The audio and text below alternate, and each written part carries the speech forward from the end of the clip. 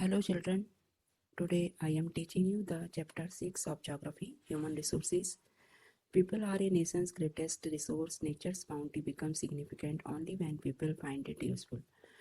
किसी भी राष्ट्र के जो मनुष्य होते हैं, लोग होते हैं, वो उसके लिए एक ग्रेटेस्ट स्रोत के रूप में होते हैं।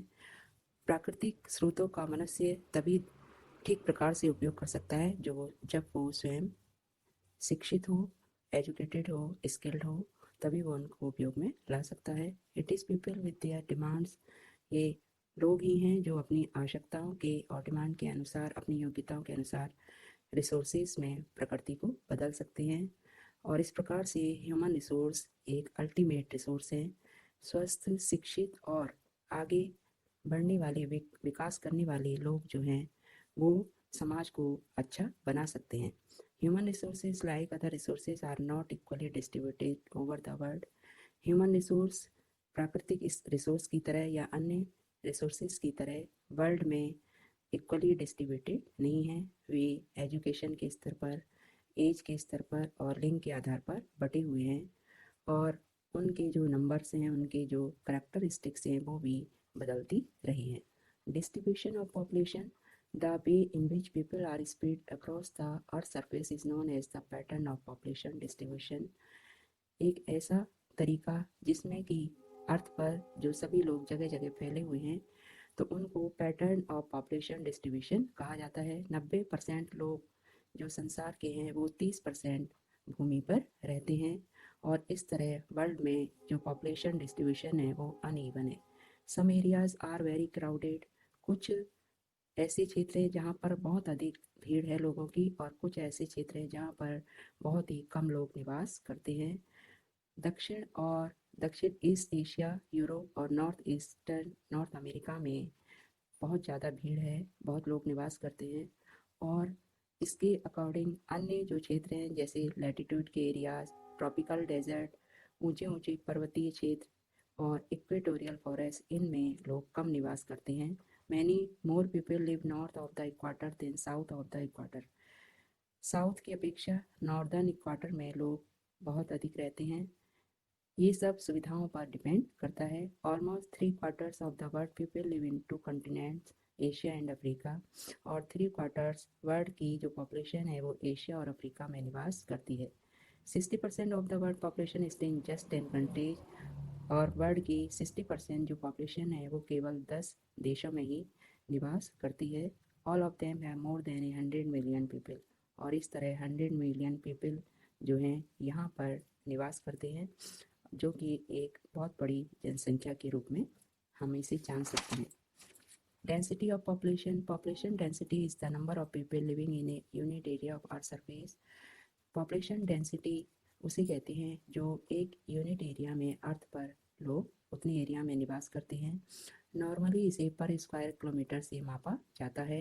Average density of population in whole world is 51 person per square kilometre. और इसकी जो एवरेज डेंसिटी निकाली जाती है वो 51% पर स्क्वायर किलोमीटर होल वर्ल्ड की है।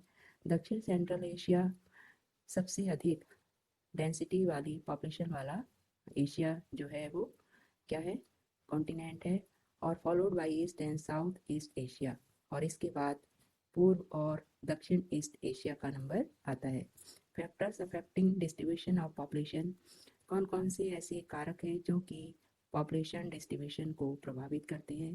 तो इनमें सबसे पहले भौगोलिक कारक हैं जिनमें टोपोग्राफी मनुष्य को सबसे ज़्यादा प्रभावित करती है, क्योंकि जो धरती का धरातल है वो इवन नहीं है। कहीं ऊंचे ऊंचे पर्वत हैं, कहीं पठार हैं और कहीं पर कृषि योग्य भूमि नहीं है, कहीं सूटेबल है। तो इस तरह अलग अलग सरफेस होने के कारण जो पॉपुलेशन है वो अलग अलग रूपों में विभाजित होती है।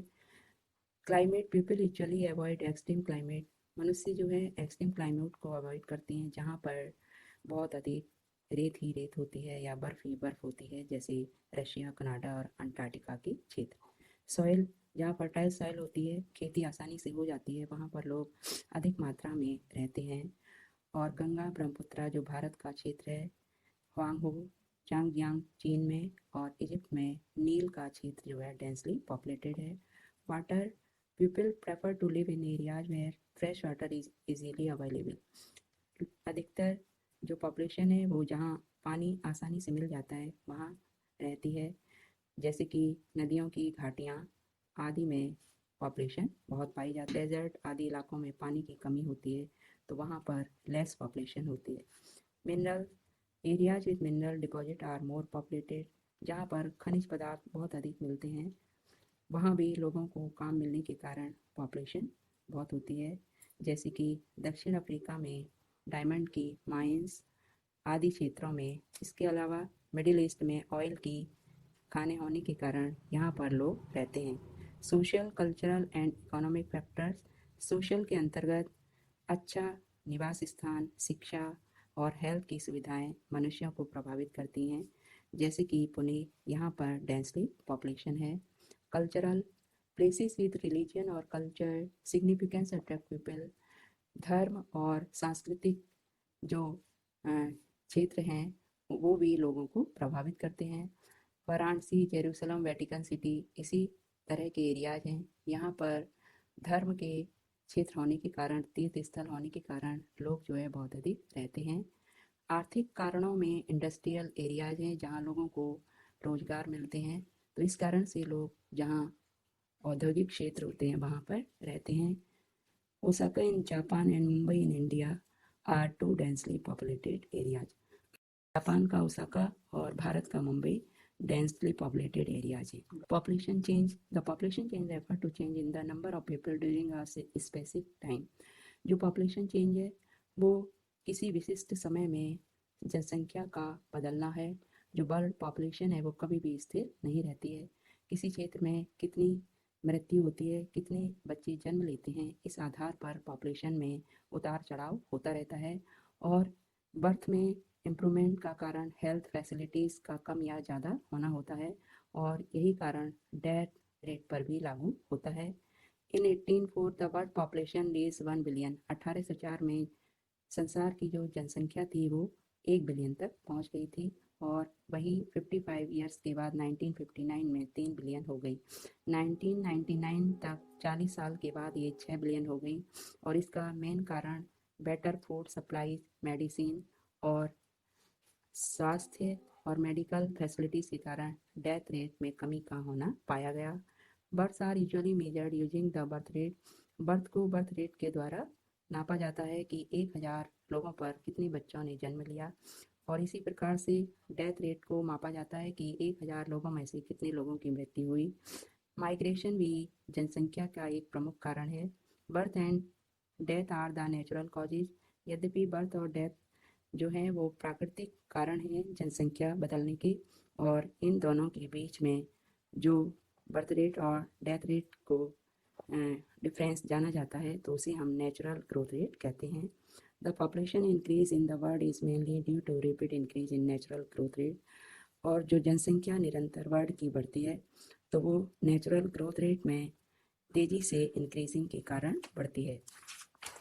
Migration is another way by which people size changes. Migration एक अलग कारण है, अन्य कारण है जिसके कारण पॉपुलेशन के साइज में चेंजेस होते रहते हैं। लोग कभी रोजगार की तलाश में एक देश से दूसरे देश को जाते हैं, तो जब वे अपना देश छोड़ते हैं तो उसे इमिग्रेंट कहा जाता है और जिस देश में वो जाते हैं उसे इमिग्रेंट कहा जाता है। Countries like United state of America and Australia have gained A number by in migration और इमिग्रेशन। जैसे कि यूएसए है, ऑस्ट्रेलिया है, इनमें लोग बहुत अधिक मात्रा में रोजगार की तलाश में जाते हैं। सूडान एक दूसरा कंट्री है जहाँ पर पॉपुलेशन जो है वो वहाँ से दूसरे देशों को जाती है। The general trend of international migration is from the less developed nation to the more developed nations in search of better employment opportunities. मुख्य कारण जो अंतर्राष्ट्रीय माइग्रेशन का है वो जो कम विकसित देश हैं वहाँ से जो अधिक विकसित देश हैं तो वहाँ की ओर लोग जाते हैं रोजगार की सुविधाओं के कारण, अधिक पैसे कमाने के लिए, आर्थिक संसाधनों के लिए। Within countries large number of people may move from the rural to urban. इसके अलावा गाँवों से शहरों की ओर लोग पलायन करते हैं। इसका कारण शिक्षा, हेल्थ फैसिलिटीज़ और एम्प्लॉयमेंट होता है। Patterns of population change, rates of population growth vary across the world. The world total population is rising rapidly. Not all countries are experiencing this growth. जो रेट्स ऑफ पॉपुलेशन ग्रोथ है वो world में अलग अलग होती है। सभी countries में तेज़ी से पॉपुलेशन नहीं बढ़ती। कुछ कंट्रीज जैसे कि केन्या है, इनमें हाई पॉपुलेशन ग्रोथ रेट है और इनमें जन्म और डेथ रेट लगभग बराबर हैं। यहाँ पर जो हेल्थ केयर है उससे डेथ रेट में कमी आती है, but birth rate still remain high leading to high growth rate. लेकिन जन्म दर ज़्यादा होने के कारण जो बर्थ रेट है वो भी समान रहता है। In other countries like United kingdom population growth is growing because of both low death and low birth rate. और दूसरी कंट्रीज जैसे कि यूनाइटेड किंगडम है, तो यहाँ पर पॉपुलेशन ग्रोथ जो है वो स्लो है क्योंकि यहाँ पर डेथ रेट लो है और बर्थ रेट भी लो है। Population composition, how crowded a country is has little to do with its level of economic development. कोई भी देश जो है वो आर्थिक विकास के आधार पर उसमें इम्प्रूवमेंट होता है, उसमें चेंजेज होते हैं। जैसे कि एग्जाम्पल के लिए both Bangladesh and Japan are very densely. Bangladesh और जापान दोनों ही मोस्ट पॉपुलेटेड एरियाज़ हैं क्योंकि इनमें आर्थिक रूप से विकास अधिक हुआ है। To understand the role of people as a resource, we need to know more about their qualities. और इस प्रकार से मनुष्यों के स्रोत के को जानने के लिए उनकी क्वालिटीज़ होना, उनकी क्वालिटी जानना आवश्यक है। People vary greatly in their age, sex, literacy level. जो लोग हैं उनका उनकी आयु का स्तर क्या है, लिंग क्या है और उनका जो लिटरेसी लेवल यानी शैक्षिक स्तर क्या है, स्वास्थ्य कैसा है, कैसा व्यवसाय है, इनकम लेवल क्या है, इस सब के आधार पर आर्थिक स्तर तय होता है। It is essential to understand these characteristics of population of people. Population composition refer to the structure of the population. और इस प्रकार से इन कैरेक्टरिस्टिक्स को जानने के बाद जो पॉपुलेशन कंपोजिशन है वो पॉपुलेशन का स्ट्रक्चर तय करती है। The composition of population help to know how many are males और फीमेल्स। पॉपुलेशन कंपोजिशन में कितने मेल्स हैं, कितने फीमेल्स हैं, उनका एज ग्रुप क्या है, एजुकेटेड पीपल कितने हैं, कितने व्यवसाय करते हैं और उनकी हेल्थ कंडीशन क्या है, ये सब चीज़ें नियत की जाती हैं। An interesting way of studying population composition of a country is by looking at the population pyramid। और हम इस इंटरेस्टिंग तरीके के द्वारा पॉपुलेशन कंपोजिशन को किसी भी देश का जान सकते हैं पॉपुलेशन पिरामिड के द्वारा। इसे हम एज ग्रुप से तय करते हैं। ए population pyramid shows the total population divided into various age groups.